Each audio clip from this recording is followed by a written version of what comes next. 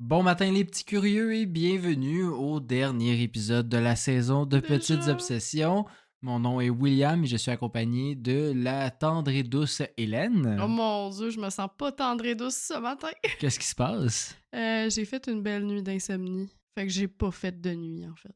Ouais, ben, est-ce que c'était pour aller avec ton thème d'aujourd'hui? Oui, exactement. On va se parler de fatigue Oui. aujourd'hui. Parce que, c'est ça. Elle est complètement fatiguée, cette personne. Donc, je vais continuer l'intro et vous dire que moi, par la suite, je vais vous parler de mémoire. Et pendant qu'Hélène continue de se réveiller, ben, on va lancer le générique.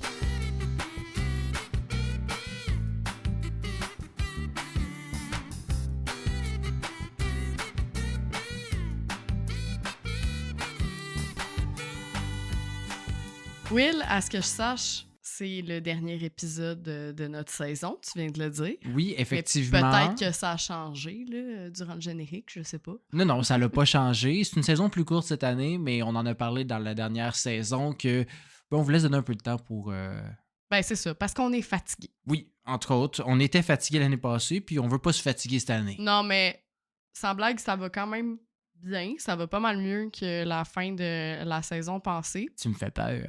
Mais ça reste que c'est un sujet que je voulais traiter parce que, on en a déjà parlé un petit peu là, des troubles du sommeil dans l'épisode 30. Aujourd'hui, vous inquiétez pas, là, on va pas réaborder le même sujet. Au contraire, on va se pencher plus sur justement la notion de la fatigue parce que j'ai remarqué que nous, les êtres humains, on a tendance à justifier nos réactions, attitudes, teint blême par la fatigue. Effectivement. Puis quand j'étais petite, je disais à ma mère que j'étais morte pour lui dire que j'étais fatiguée. C'est à peine... Fatigué mort. À peine dramatique, là, la petite. Mais je ça la n'a pas rassurais. changé, hein? Non, c'est ça. Mais je la rassurais tout de suite en lui disant que j'étais morte de fatigue, pas morte de ciel. Parce que pour moi, tu sais... Morte de ciel, oui, Oui, effectivement. c'est ça, quand les gens, ils meurent, ils Ben, vont au ciel. ils sont pareils, les deux sont couchés à terre. Oui, c'est ça. En tout cas, bref, c'était pour que, tu sais, ce soit bien clair là, que c'était pas mon spectre qui lui parlait, mais bel et bien... Juste le spectre de l'autisme. Oui, c'est ça. Non, mon spectre de fatigue. Mais justement, on a plusieurs façons de dire qu'on est fatigué. Hein. On cogne des clous, on est au bout du rouleau, à ramasser à la petite cuillère, vider, crever sur les rotules. Fait que tu t'en doutes, pour cet épisode, je me suis intéressée justement à la fatigue, mais surtout la façon de la mesurer et comment la combattre aussi. Parce que, comme on dit, la nuit porte conseil à ceux qui se lèvent tôt des bras de Morphée. Fait que pas de temps à perdre, on commence. J'ai l'impression que tu as mélangé des petites affaires. À peine. Ouais. C'est peut-être mes 4 heures de sommeil. Ça doit être ça. D'abord, c'est quoi la fatigue? Selon le Centre canadien d'hygiène et de sécurité au travail, il s'agit d'une sensation d'épuisement, de lassitude ou de somnolence découlant de diverses sources comme un manque de sommeil, une activité mentale ou physique prolongée ou de longues périodes de stress ou d'angoisse. Make sense. Fait autrement dit, la fatigue, c'est essentiellement un symptôme qui apparaît à la suite d'un effort physique ou mental prolongé et qui fait en sorte que tu as de la difficulté à continuer cet effort-là. Quand on a épuisé notre corps, d'une certaine Exactement. façon. Le remède, évidemment, c'est du repos et Le un dodo. sommeil réparateur. Réparateur est un mot-clé, là, ici. Mais si la sensation de fatigue perdure, là, on parle d'asthénie. À ne pas confondre avec anesthésie, là, c'est pas tout à fait la même chose. Dans les deux cas, toujours couché à terre. C'est ça. Fun fact, ce n'est qu'au 18e siècle qu'on a commencé à parler de fatigue. Avant, on disait quoi? On meurt de sommeil ou c'est quoi? Non, au Moyen-Âge, on parlait plutôt de perte d'humeur. Ah, Parce que c'était difficile de dire que quelqu'un était réellement fatigué ou juste un pauvre paysan désespéré de pas voir son maïs pousser. Hein? mais en même temps, c'est vrai que je deviens super désagréable quand je suis fatigué, t'en es témoin. Là. Ouais, puis t'es loin d'être le seul. Là. Je pense qu'on a tout notre degré qu'à une certaine limite qu'on est fatigué, on n'est plus la personne bubbly et agréable à vivre. Aujourd'hui, faut pas que je te fasse chier. Non, franchement, là, quand même pas. Là. Mais c'est vraiment durant le siècle des Lumières qui accorde plus d'importance à l'individu et à son ressenti qu'on s'intéresse à la fatigue comme on la connaît aujourd'hui. Les effets de la fatigue et du manque de sommeil sont nombreux. C'est plus difficile de rester concentré, hein, de mémoriser des choses. Donc, une chance qu'il faut pas que j'apprenne mon texte par cœur pour les épisodes. Oh non, tu brises la magie! Ah, c'est scripté, cette histoire-là! Juste un petit peu. Juste à moitié. Ça fait aussi en sorte que le système immunitaire est au ralenti, ce qui explique pourquoi tu tombes souvent malade, mettons, en fin de session ou après avoir quand fait t'es des gros fatigué, efforts, ouais, ton puis t'es système... fatigué, justement. La tension artérielle augmente, ce qui augmente aussi le risque de crise cardiaque. On a tendance à manger plus, donc probablement prendre du poids parce qu'il y a un dérèglement hormonal. On gère aussi moins bien nos émotions, comme tu le disais tout à l'heure. On est plus grumpy. On augmente nos chances de développer un cancer colorectal. Ah, On va spécifique. savoir le lien, là, je sais pas, mais j'ai lu ça sur plusieurs sources scientifiques. Et notre espérance de vie peut même être réduite et surtout, ben, on peut avoir des cernes. Oh, ça, c'est vraiment le moment dramatique, là. Regardez-moi, j'en ai plein. Ben, pour ceux qui sont en vidéo, puis peut-être ils ne seront pas à ce bout-là, fait que... Ah! Ouais, c'est ça, parce qu'on publie juste un petit extrait d'une minute sur Regardez-moi les dans réseaux vos sociaux. têtes ou sur nos TikTok. Imaginez-nous. Mais avant d'établir comment on mesure et on combat la fatigue, là, j'ai 2-3 questions que je me posais, puis je suis sûre que je suis pas la seule. Imagine-toi, t'es allongé sur une plage, tu lis un livre tranquille, puis tout d'un coup, là, tu te mets à bâiller, là, mais bâiller. C'est parce que t'as les deux éléments pour t'endormir, un livre et une plage.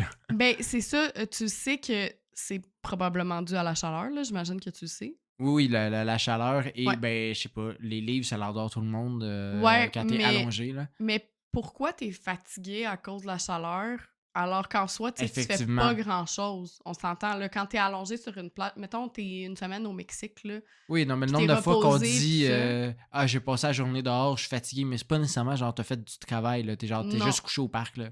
c'est ça.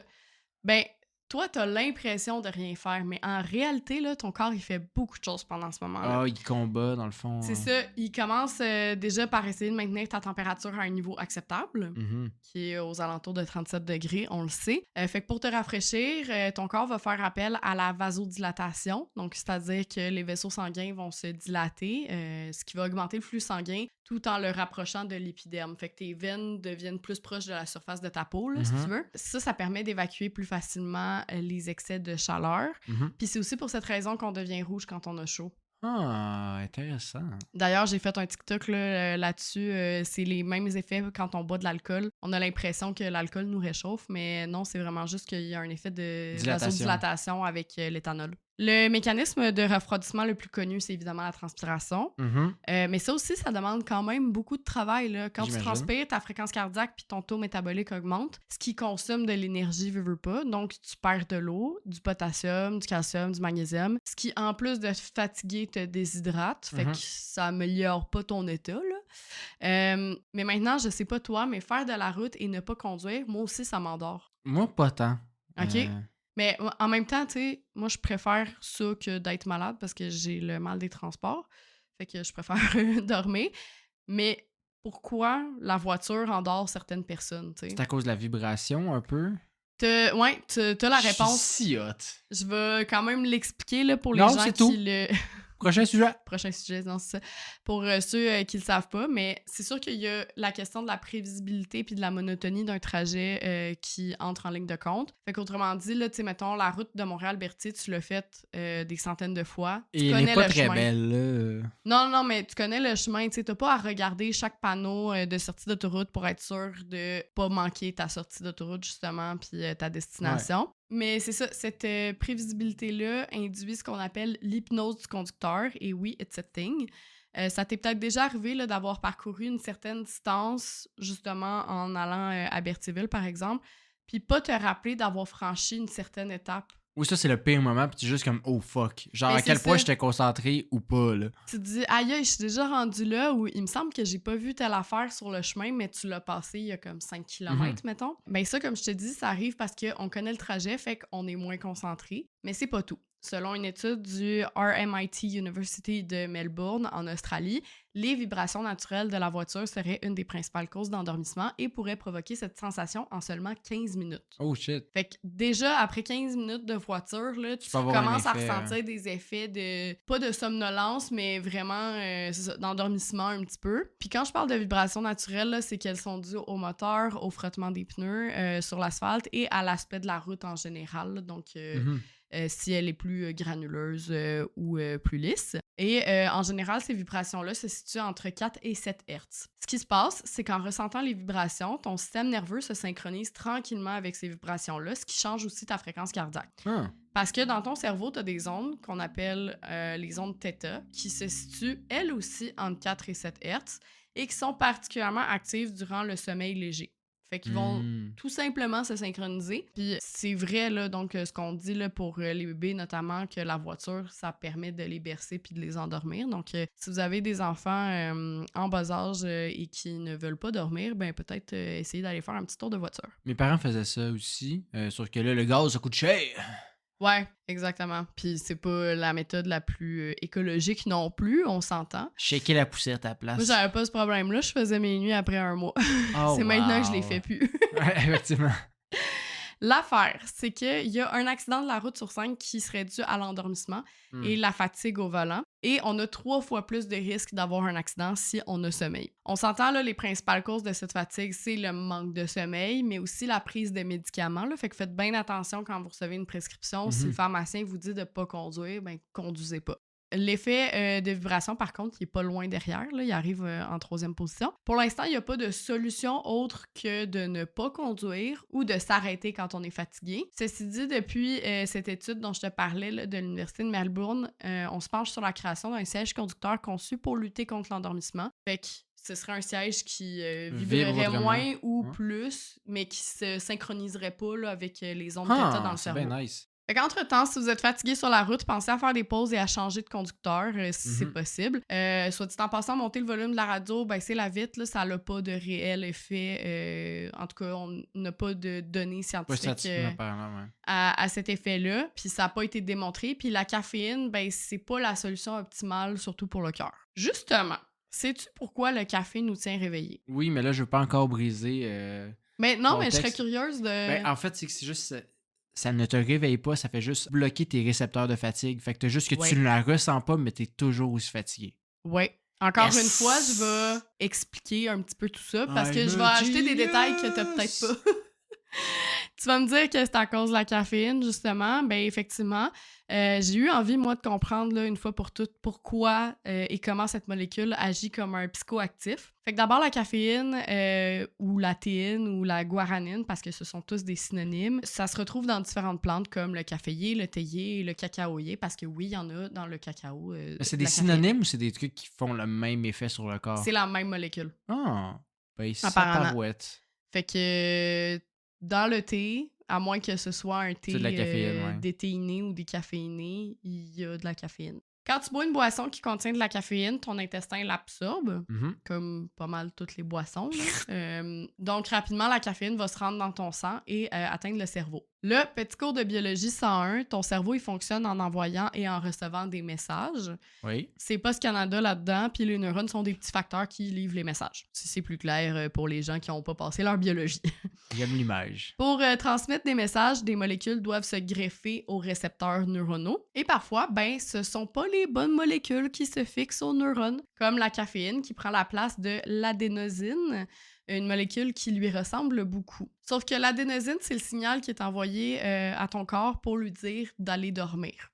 Plus précisément, l'adénosine, c'est un résidu de l'adénosine triphosphate, donc l'ATP. L'ATP, c'est la molécule de l'énergie, celle qui fait fonctionner tout ton corps, notamment le mouvement des muscles, le maintien de la température, la digestion, la réflexion, etc. Quand tes réserves d'ATP sont épuisées, elles vont libérer l'adénosine, donc cette espèce de déchet, là, si on veut, qui va venir se fixer à tes neurones pour dire à ton cerveau « Hey, j'ai fini mon travail, maintenant tu peux aller dormir. » Puis il est temps de te reposer puis de refaire le plein d'ATP. Fait que tu comprends que si la caféine, elle se greffe à la place de l'adénosine, ben le neurone, ou en tout cas ton cerveau, il reçoit pas le message comme quoi c'est le temps de mettre la switch à off. Fait que comme tu disais, c'est pas que ça l'enlève la fatigue, c'est juste que ça la camoufle. C'est ça. Environ 1 heure après l'ingestion de caféine, t'es à ton pic de concentration. Et sa demi-vie est d'environ 5 heures. Fait qu'après 5 heures, il reste seulement la moitié de la caféine ingérée dans ton corps. OK. Ceci dit, ce n'est pas une raison pour arrêter de dormir et consommer du café sans arrêt, là, la gang. Déjà parce que vous verrez très vite que vous aurez des troubles de l'humeur, moteurs et visuels qui vont apparaître. Et si vous vous privez de sommeil pendant 3 jours, ben bonjour les hallucinations. Mais ça l'explique pourquoi ne pas boire du café. Tu sais, comme mettons, moi, après 3 heures, ça commence à être trop tard pour boire un café parce que, ben, justement...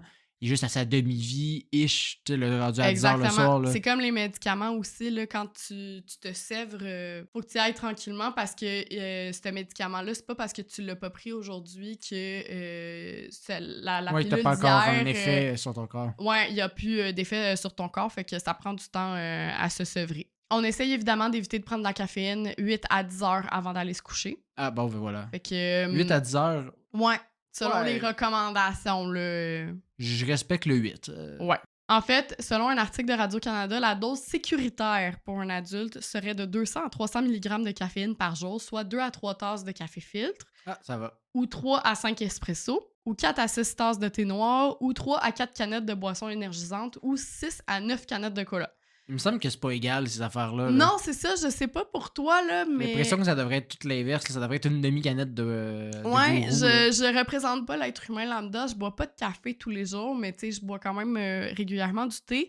Puis j'ai déjà fait l'erreur de boire 2 cappuccinos glacés dans la même journée. J'avais l'air d'être sur la poudre à côté, là.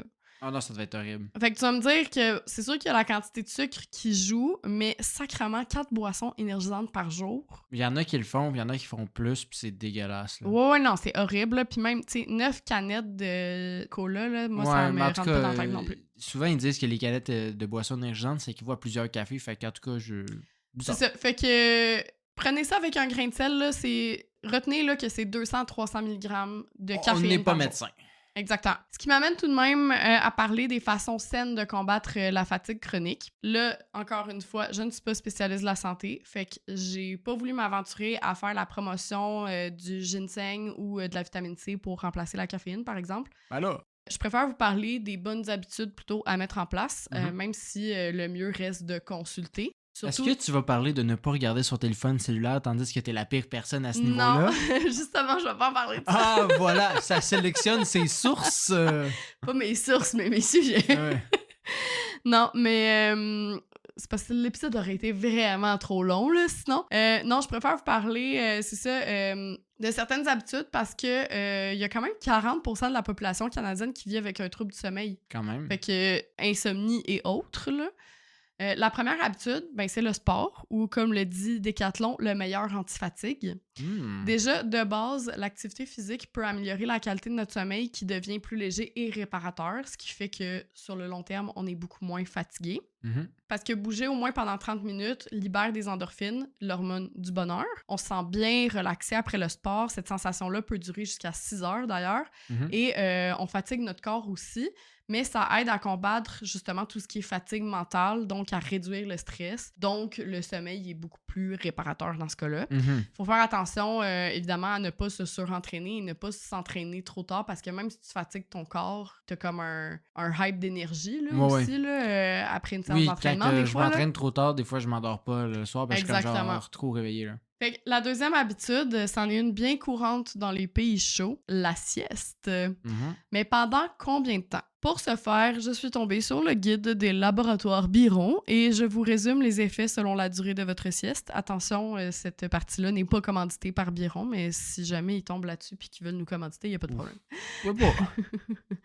Les siestes de 10 à 20 minutes sont, et je cite, idéales pour améliorer la vigilance, la concentration et l'énergie. Celles de 30 minutes sont à éviter parce qu'elles engendrent une inertie du sommeil au réveil, c'est-à-dire que tu te réveilles puis t'es comme un peu étourdi. Ouais, parce que t'es en plein milieu de ton cycle de C'est sommeil. ça, Là. tu sais pas t'es où, tu comprends plus rien. Une sieste de 60 minutes, c'est parfait pour faire travailler ta mémoire. Ah. Et les siestes de 90 minutes, ça représente un cycle complet de sommeil. Fait que comme celle de 10 à 20 minutes, elles améliorent la vigilance et la concentration. Et comme celle de 60 minutes, elles travaillent la mémoire. Donc, elle est idéale pour compenser une courte nuit de sommeil, par exemple. On recommande aussi de faire une sieste entre midi et 15 heures pour pas nuire à ta nuit de sommeil si t'es une personne qui a un rythme de vie dit normal. Là, Ouais. mettons, tu travailles pas de nuit. Ça te redonne le temps de te refatiguer dans l'après-midi. là. Exactement. Puis ça peut sembler contre-intuitif, mais c'est pas fou. Biron suggère de prendre de la caféine avant une sieste qui durerait moins de 20 minutes. Ouais. Je t'explique, l'effet stimulant de la caféine commence à se manifester au bout de 20 minutes. Fait qu'une fois qu'on a fini notre sieste, ben c'est plus facile de se remettre dans un état d'alerte. Puis si on n'a pas envie de faire une sieste, on peut aussi opter pour une séance de relaxation ou de méditation. Ouais, le problème, c'est que moi, je le déguste mon café, fait que ça va me prendre 15 minutes de la C'est boire, ça. fait que je suis un peu fuck, là, mais oui, Exact. tu prends un petit shot là, d'expresso. J'ai puis tu pris vas un te coucher, café là. ce matin, puis tu sais, je savais que j'allais parler de ça, puis là, je suis comme, je pourrais faire une sieste, mais là, je sais, je suis pareil, là aussi, quand je prends de la caféine, je savoure mon café, fait que... J'ai eu le temps d'en boire un et demi le temps que tu prennes 3 gorgées. Là. Mais c'est ça, je le savoure. Ça, c'est pour le commun des mortels, ces recommandations-là. Tu sais, la personne qui travaille de 9 à 5 et a une nuit de sommeil relativement complète. Mais pour Hercule pis Zeus, c'est pas la même chose. Non, là. c'est Ah, ça. ok. Si vous êtes du type lève très tôt, là, genre avant 5 heures du matin, ça peut être bien de faire une sieste de 90 ou 180 minutes, soit 1 ou 2 cycles de sommeil complet ou plusieurs petites siestes de 20 minutes. Et si vous travaillez de nuit ou que vous souhaitez faire une sieste, donc je pense entre autres à ton papa, Bonjour Léo. faites-la environ 1 heure et demie avant d'aller travailler. Si vous êtes insomniaque, ne faites pas de sieste, consultez plutôt un professionnel de la santé. C'est bien important.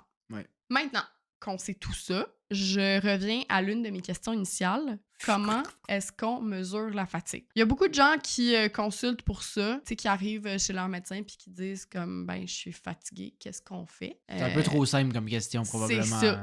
C'est plus que recommandé, là, évidemment, de consulter. Là. Je vais jamais assez le répéter dans cet épisode-là parce que c'est sûr que la cause, elle peut jouer. Puis des causes Il y en a en de sapristoche. fatigue, il y en a autant qu'il y a d'êtres humains fatigués. Là.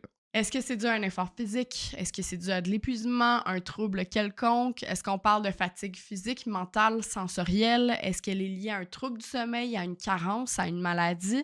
C'est toutes des questions qu'un professionnel de la santé va se poser et vous poser aussi là, si vous consultez. Fait qu'ils vont évidemment vous faire passer une batterie de tests, probablement des formules sanguines, des choses comme ça, mais aussi des tests spécifiques à l'évaluation du sommeil et de la fatigue, comme ceux de l'échelle de Pichot, la Fatigue Severity Scale et l'échelle d'Epworth. Ce sont tous des questionnaires d'auto-évaluation, puis celui de l'échelle d'Epworth, par exemple, il servait à la base à évaluer des troubles comme l'apnée du sommeil, mais aujourd'hui, il est utilisé pour évaluer le degré de fatigue et le risque de somnolence. C'est bien simple. En général, ces tests-là comportent 8 à 10 questions ou mises en situation, puis tu dois évaluer les probabilités ou ton degré d'accord avec la situation, là, comme Ouais, plein d'autres classique, tests. ouais. Là. Chaque test se trouve très facilement et pour le fun sur Internet, si vous voulez les faire. Évidemment, ce n'est pas des diagnostics, là. Fait À que- côté d'un autre quiz, quelle princesse de Disney es-tu? Tu peux savoir à quel point t'es fatigué. Exactement.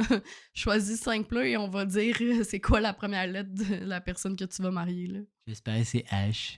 Ah, fait qu'on va se marier. Prochain sujet. Celui de l'échelle de Pichot, il est recommandé comme il est très basique, puis il couvre quand même plusieurs Troubles éléments, ou là, tes si on éléments. veut, là, la fatigue et du sommeil. Mais moi, comme je suis pas basic, j'ai passé le test de l'échelle d'Epworth. Puis j'ai décidé de vous partager mes résultats aujourd'hui, chose que je vais peut-être regretter demain, mais c'est pas grave, hein, j'ai 4 heures de sommeil, fait que je prends des décisions loufoques. Je sens qu'ils vont dire que t'es fatigué. Ouais, ben là, je l'avais fait avant, en préparation de cet épisode-là. Oui, mais même Fait de que- façon générale, Ben, on verra. On a 8 mises en situation et une échelle de 0 à 3. 0 étant aucune chance que je somnole ou m'endorme et 3 étant forte chance que je m'endorme. Voici donc mes résultats. La première mise en situation, c'est quand je suis assise et que je lis. Moi, j'ai répondu que c'était faible. Je peux m'asseoir et lire un livre, je vais être correct. Par contre, si vous me demandez de moindrement m'allonger ou d'être sur une chaise sur une longue, chaise carrée, tu peux lire, mais tu liras jamais là-dessus. Fait que. exactement. En regardant la télévision, là, je sais qu'il y a du monde qui vont dire que je m'endors en 1 minute, mais ça dépend du moment de la journée. Tu sais, s'il est vraiment tard, c'est sûr que je m'endors devant la télé, mais comme ça, en pleine journée, c'est quand même assez faible. Fait que j'ai Oui, répondu ça faible. dépend si c'est toi qui as choisi le truc qu'on écoute ou si c'est moi. Si c'est moi, tu t'endors pas mal plus facilement. C'est vrai. En étant assise inactive dans un lieu public, genre le métro ou une réunion. Encore là, c'est quand même assez faible parce que ben, je suis jamais assise dans le métro. Anyways. Non, mais c'est pas nécessairement juste que tu t'endors littéralement, mais tu sais, comme tu perds le fil. Là. Moi, dans Ouais. des meetings, souvent. Là. Ouais, mais je te dirais que dans les meetings, je suis quand même plus active. C'est rare que je sois vraiment inactive dans des réunions pour la job. Métro puis autobus, par contre, ça m'est déjà arrivé là, d'avoir Jamais. les yeux qui cognaient un petit peu des clous. Là. Comme passagère dans une voiture pendant plus d'1 heure sans arrêt, Oui. là, j'ai mis modéré. Si je parle pas avec la personne, oublie ça. Là, je suis dans les bras de Morphée là, Ouais, tu en disparais, 10 ouais. minutes. Là. Lors d'un repos occasionnel en milieu de journée. Fait que c'est juste, c'est la fin de semaine, puis tu sais, t'as pas d'activité comme telle de prévu. Tu fais juste te poser sur le canapé. Mais là encore, j'ai mis faible parce que c'est rare que je ressente le besoin de faire une sieste les fins de semaine, qu'on est tranquille. Est-ce que tu ressens pas le besoin ou tu te justifies de genre je peux pas, faut que je profite de ma fin de semaine? C'est pas pareil, tu sais. Ben, je pense qu'il y a un peu des deux. Mais Anyway. ouais, tu me mets le doute. Mais je pense qu'il y a un peu des deux, mais c'est aussi, j'ai de la misère à, tu sais, à me mettre... Faut vraiment que je sois fatiguée quand je fais une sieste en milieu de journée, mettons. En étant assise et en parlant à quelqu'un, là, j'ai mis nul. Là. Ça m'est vraiment jamais arrivé, là, à moins qu'il soit comme 4 heures du matin puis qu'on soit toutes bourrés, là, mais sinon, je me sentirais bien trop mal. Là. En étant assise tranquillement après un repas sans alcool, encore une fois, j'ai mis faible. C'est sûr que... C'est quoi tes options? T'as faible, moyen, T'as élevé? nul, faible, modéré et forte. OK. Fait que faible, c'est niveau 1. Et dans une voiture à l'arrêt temporaire dans la circulation, là, c'est faible aussi, là, à moins que, tu sais, je sois pognée pendant 3 heures dans le trafic, là, mais encore là, c'est... Quand je suis en position conducteur, c'est rare que je m'endorme. Ouais. Résultat, j'ai eu 8 points parce que tu calcules tes 1, 2, 3, pis ça, sur une possibilité de 24. Fait qu'un score plutôt moyen, mais je suis tout de même invitée à améliorer ma qualité de sommeil. Et ne pas regarder ton téléphone avant de te coucher. C'est un autre sujet, ça. À savoir qu'un score supérieur à 9, fait que je suis pas très loin, est considéré pathologique. Moi, je te dirais que t'es à la limite assez solide, là. Ben, je l'aurais repassé à matin, là. C'est ça. Peut-être que je me serais endormie en te parlant. Justement. Attends, ma partie s'en vient. C'est ça. C'est un score plus haut que 9. C'est un signe d'une hypersomnie diurne. Donc, s'endormir à des heures ou à des endroits qu'on devrait normalement être éveillé. Puis là, je parle pas de narcolepsie nécessairement, qui ça est vrai une pathologie en soi. Là. Il y a plusieurs autres types de pathologies. Fait que bref, il est recommandé de ne pas conduire ou utiliser de machinerie dangereuse. J'ai pas besoin d'être somnolente pour qu'on ne me fasse pas confiance avec de la machinerie dangereuse. Fait que sur ça, je vais aller me coucher jusqu'à la prochaine saison. Ben, c'est parce que j'ai une partie complète, Hélène. Ok, c'est correct. Je vais rester réveillée. Juste pour toi. OK, ben reste concentré parce qu'on a encore pour pas mal. Parce que aujourd'hui, ben, comme j'ai dit en début d'épisode, je voulais parler de mémoire, mais en fait, spécifiquement plus sur la mémoire de ce qu'on lit. Ouais. Parce que je sais pas si tu t'es déjà arrêté, Hélène, pour penser au fait qu'avant cet épisode-ci, on avait déjà enregistré 44 épisodes de Petites Obsessions. J'avais pas fait le calcul. Oui, non, mais je sais que tu le sais. Comparativement à d'autres types de podcasts, ça peut ne pas être si impressionnant, mais c'est des heures et des heures de travail. Ouais. Bien entendu, il y a tout ce qui est enregistrement, montage, publication, etc. Mais le gros du travail, tant qu'à moi, ben, dans notre cas, c'est de la lecture et de l'écriture. Ouais. On le dit à plusieurs reprises, on ne fait pas des recherches, on n'est pas des rechercheurs. On n'est pas des chercheurs scientifiques ou des historiens, on est seulement des curieux gaillards qui tentent de vous résumer nos dernières lectures. Mm-hmm. Le gros du travail revient à d'autres gens et on les remercie grandement. On est juste des messagers ludiques. Ceci étant dit, 44 épisodes, c'est au bas mot 5 heures de lecture et d'écriture chacun par épisode. Là. Facile, ouais. Facile, là, quand ça va bien et que c'est pas un sujet trop scientifique qui me casse la tête. C'est aussi que, tu sais, souvent, on tombe sur quelque chose, puis des fois, mettons à quel point ça peut être quelque chose d'insolite, on va vouloir aller vérifier avec d'autres sources si c'est vrai. Ça, ouais, tu peux pas juste copier Wikipédia. Là, c'est ça nous amène dans un loophole de Wikipédia. Puis ouais, des fois, ben, vous l'avez vu dans mes textes, dans ceux d'Hélène aussi, mais on part des fois dans des petites cheers un peu focales.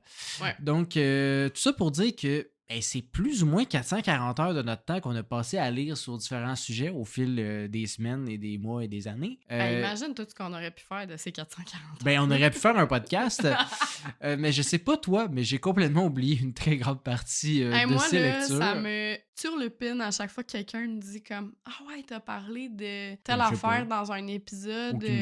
C'est quoi déjà l'explication? » Puis je suis comme « D'autres, c'était l'épisode 4, là. » Ouais. Comme, je l'ai enregistré il y a 3 ans.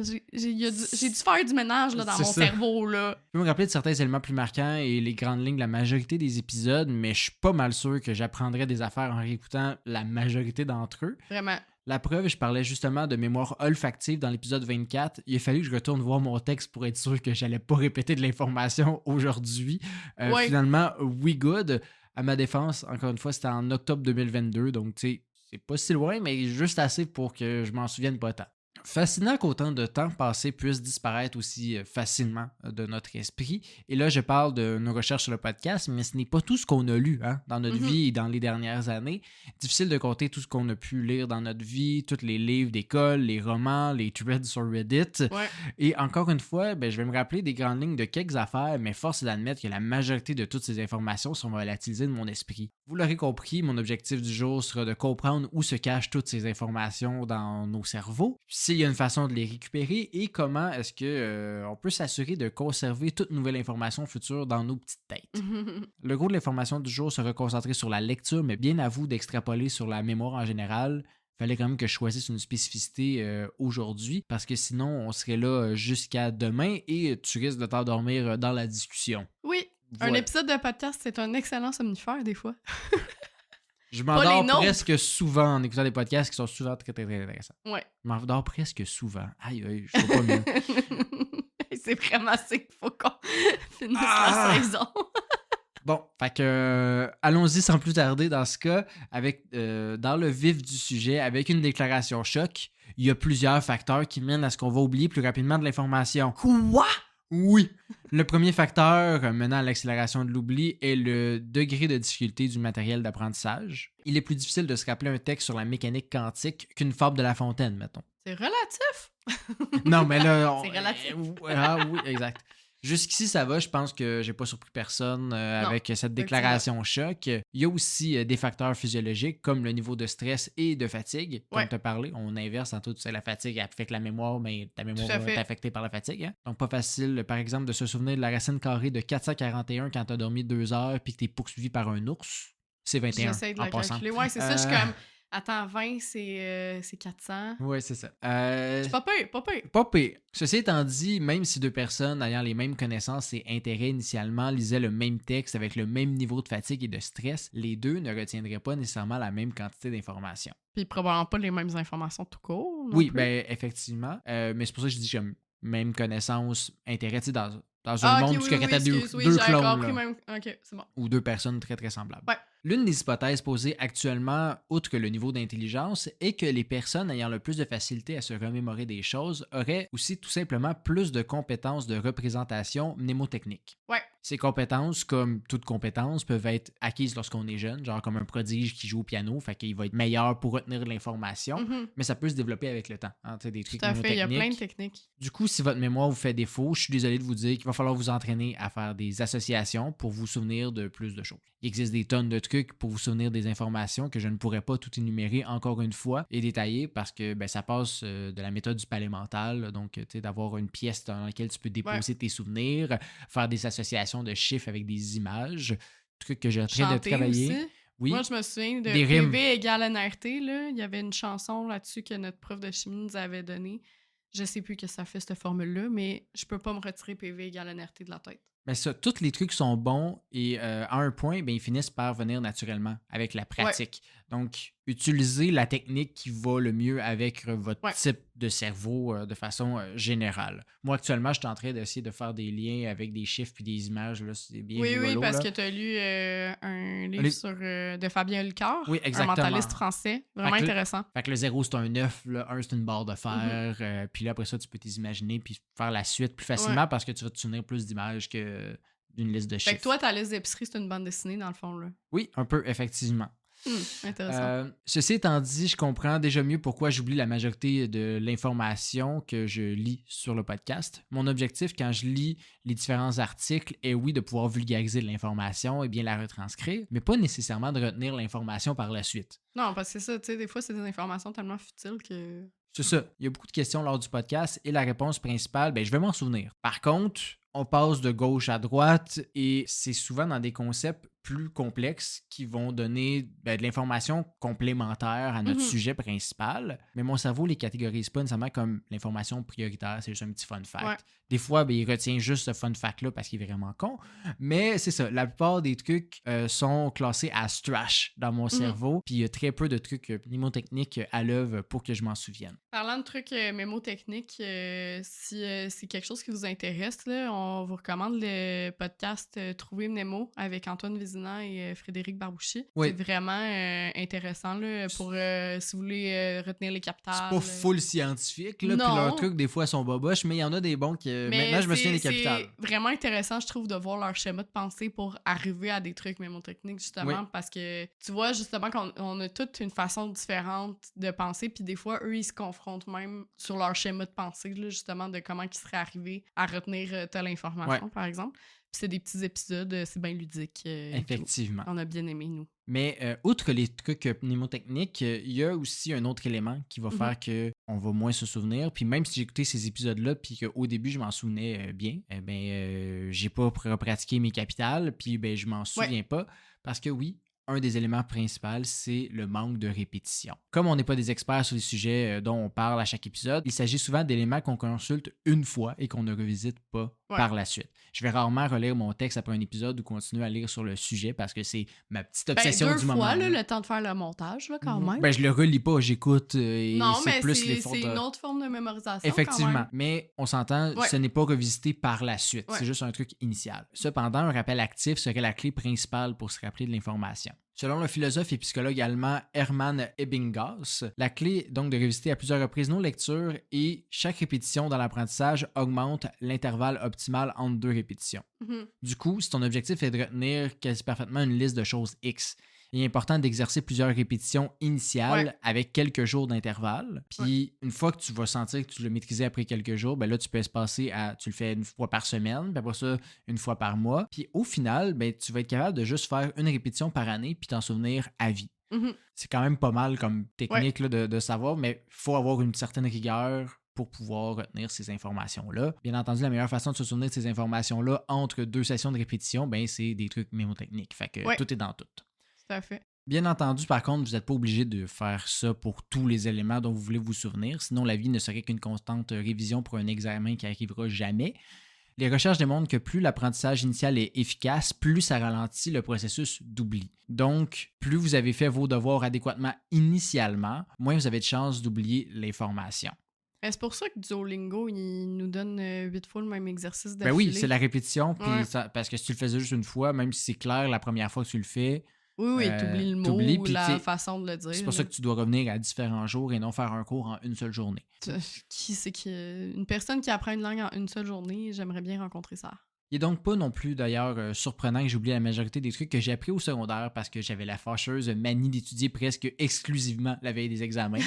T'étais ce genre de petit bum-là. Parfait pour la mémoire à court terme. Fuck all utile pour le Will du futur. Toujours à recommencer. Exact. D'ailleurs, pour les étudiants qui seraient à l'écoute, il est idéalement recommandé de revoir la matière quelques heures après être sorti d'un cours pour cimenter la première couche de connaissances avant de continuer à la revoir périodiquement. On n'a vraiment pas le goût de relire sur le sujet qu'on vient de passer 3 heures en classe. Non. Mais en tant que vieux monsieur qui était très loin de faire ça, écoutez-moi! Asseyez-vous droit aussi parce que sinon vous allez avoir mal au dos. Donc voilà les conseils de Papy William. Ceci étant dit, tout ça est d'un point de vue très empirique avec une même valeur pour les informations. Une sorte de guide du débutant de la rétention de l'information de manière générale. Par contre, il y a d'autres facteurs qui vont influencer le fait de se souvenir d'une information, comme les émotions qui vont nous faire vivre là, ces informations-là. Donc, de la surprise, de l'émerveillement ou le rire. Ou encore, tout simplement, l'intérêt pour le sujet. Tu vas te souvenir bien plus des trucs qui sont reliés à ton sujet de prédilection. Mais donc voilà, on va se souvenir davantage des trucs qui nous ont touchés. Donc, mettons, dans un roman, on va se souvenir plus de la grosse twist que le moment où il allait décrire la pièce du manoir, là, à moins que tu sois vraiment fan d'architecture. Là. Dans le même ordre d'idée, on a plus de chances de se souvenir de certains éléments lus si on les a associés avec un lieu. OK. Je me souviens, par exemple, que j'étais sur le divan chez mes parents lorsque j'ai lu pour la première fois sur les pigeons photographes.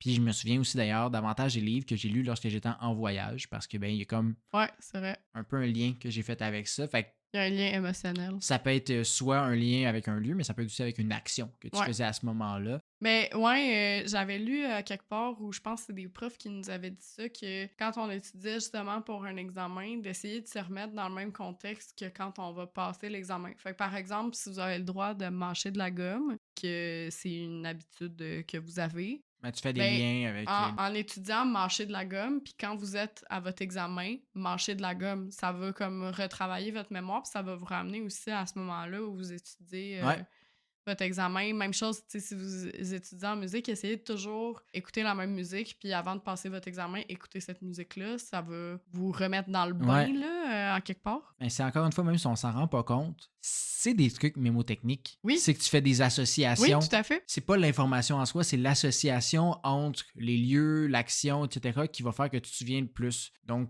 essayez de lire dans différents endroits ou dans différents contextes Mhm. pour essayer de créer des liens parce que notre cerveau, quand il vit des choses pareilles tout le temps au même endroit, il finit par supprimer des informations. D'où Ouais. pourquoi que, mettons, le temps de la pandémie, c'était long pendant, puis maintenant, quand tu repenses, c'est un claquement de doigts parce Ouais. que c'était tout le temps la même journée à répétition. Ouais. Ton cerveau va supprimer cette information-là. Donc, aller dans un café, dans un parc, sur le bord d'un magasin qui vend des accessoires de vapoteuse, vous allez vous souvenir davantage de ce que vous avez lu. Encore une fois, certaines personnes ont plus de facilité à faire ces liens sans s'en rendre compte. Donc, ne vous tapez pas trop sur la tête, ça ne fonctionne pas à tout coup. La mémoire, c'est aussi un muscle, puis on part tous à des endroits différents, comme pour toute compétence. Mhm. Plus vous allez apprendre, plus la suite sera facile. C'est comme tout, là. Plus tu lis, plus tu vas lire vite, puis Exact. développer des intérêts. Plus tu fais de la créativité, plus tu vas devenir créatif. Exact. Puis tu sais, mettons, justement, on parle d'association, moi, ils pensent pas nécessairement qu'on en fait. Je vais me souvenir davantage, par exemple, de règles d'un jeu de société s'il ressemble à un autre jeu que je connaissais avant. Ouais. Si j'avais jamais joué à l'autre jeu avant, j'aurais été complètement confus Oui, en une lisant les mécanique règles. similaire. C'est ça. Ouais. Mais là, ce que ton cerveau a à retenir, c'est juste les différences entre les deux et non l'ensemble des règles. Les pions sont noirs dans celui-là. Tu comprends ce que je veux dire. Ouais, je sais.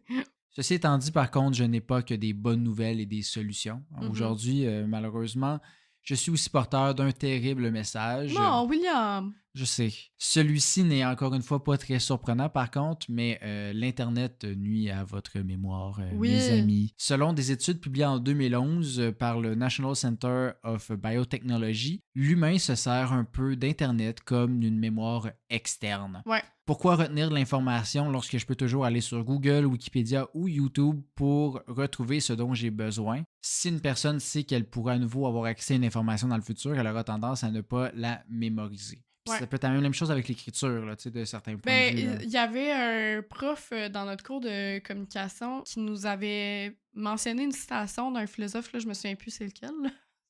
C'est pour dire, justement. Mais la citation, c'était quelque chose comme l'écriture, c'est à la fois un remède et un poison pour la mémoire. Parce que les paroles s'envolent, mais les écrits restent. Fait que ça permet de cultiver une certaine tradition.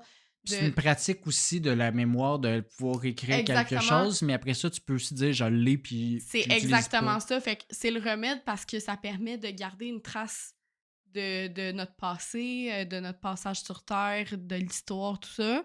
Mais en même temps, c'est un poison parce qu'on se dit comme c'est noté, fait que c'est correct. T'sais, je peux me le sortir de la tête. Puis combien de fois ça nous est arrivé de justement mettre quelque chose dans notre agenda, puis on arrive, puis là on a la notification. Oh shit. Rendez-vous dans 15 minutes. Ça nous est arrivé là, cette semaine, justement. On avait un rendez-vous à la banque, puis on a comme pour 20 minutes de char, puis on a reçu la notification. On a fait ah shit, c'est vrai, on avait rendez-vous à la banque. On a oublié. Oui, et aussi d'ailleurs, ça tombe parfaitement que tu dises ça, mais c'est pour ça aussi d'ailleurs qu'il y a plein d'hommes dans des couples qui vont demander 14 fois des informations de base comme c'est quoi qu'on a prévu en fin de semaine ou où est-ce que tu as rangé le fer à repasser? Non, ça c'est juste parce que vous êtes cons. Mais c'est parce qu'ils n'ont pas besoin de s'en souvenir. Leur femme, c'est leur mémoire externe. C'est une généralisation. Oui, non, mais t'as tout à fait raison. Là, c'est comme ça qu'on a été on a été éduqués comme ça, ouais, mais de certaine façon, ces gens-là n'apprennent pas cette information-là parce qu'ils savent qu'ils peuvent y accéder facilement. Le nombre de fois que tu me demandes où sont tes clés, puis que j'ai même pas touché, puis je les trouve. Non, mais je me dis peut-être que tu les as vus en passant. Là. Anyway.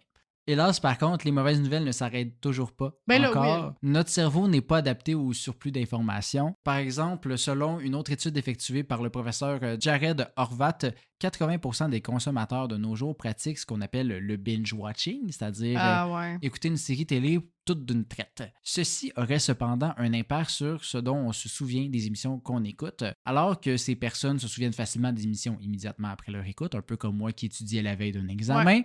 Ces souvenirs s'effacent vraiment plus rapidement que pour les personnes qui ont écouté plutôt la série sur plusieurs jours ou plusieurs semaines. Ça. D'ailleurs, les personnes ayant binge-watch une série auraient rapporté avoir eu moins de plaisir par rapport à ceux qui l'ont écouté de façon espacée, de façon globale par rapport à cette émission-là. Donc, des fois, on a trop hâte pour la suite pour ne pas continuer, mais ce petit moment d'attente en vaut la chandelle parce que on le savoure, on peut digérer l'information. Puis, des fois, quand j'ai trop binge-watch, je suis comme, c'était ça l'épisode 2, 3, 4, je ne sais plus. Tu sais, tout est comme vraiment plus un gros amas d'informations versus si tu le savoures.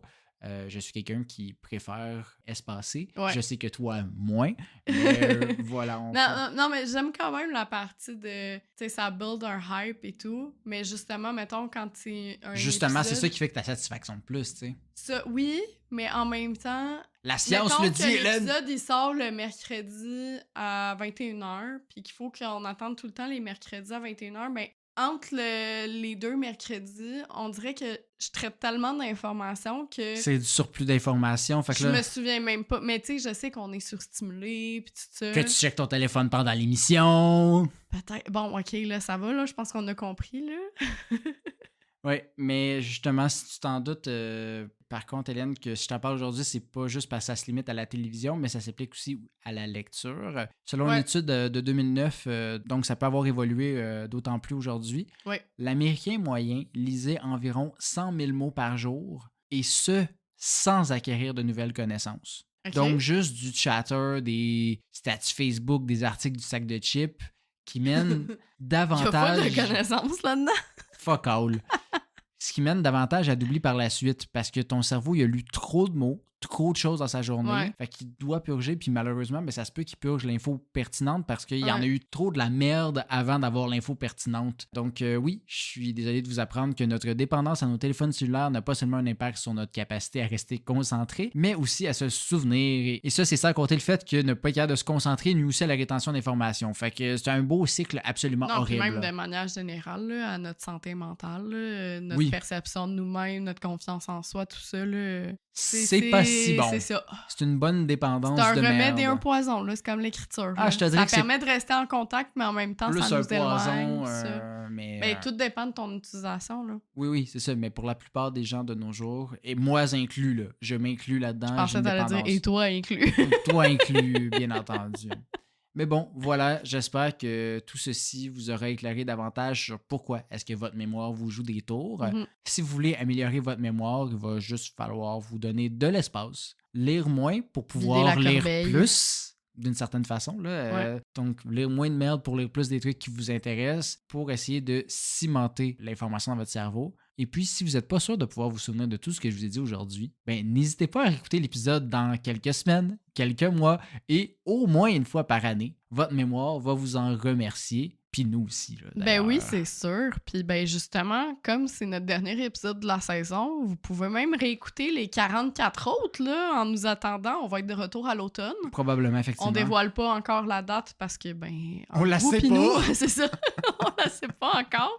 Faut qu'on se penche là-dessus, mais on va travailler bien fort cet été là, pour vous produire une très belle 4e saison. Puis peut-être essayer de revenir avec un petit peu plus d'épisodes, de contenu, de choses comme ça. Puis sinon, on reste quand même très actifs là, sur les médias sociaux, là, donc Facebook, Instagram, TikTok. Ça prend pas de pause. Puis c'est ça. Puis tous nos épisodes sont accessibles sur toutes les plateformes d'écoute, Spotify, YouTube, Apple Podcasts, Deezer. Name it, là, vous allez nous trouver si vous googlez Petites Obsessions. Puis sinon, on a déjà hâte de vous retrouver à l'automne. Of course. Bye! Bye!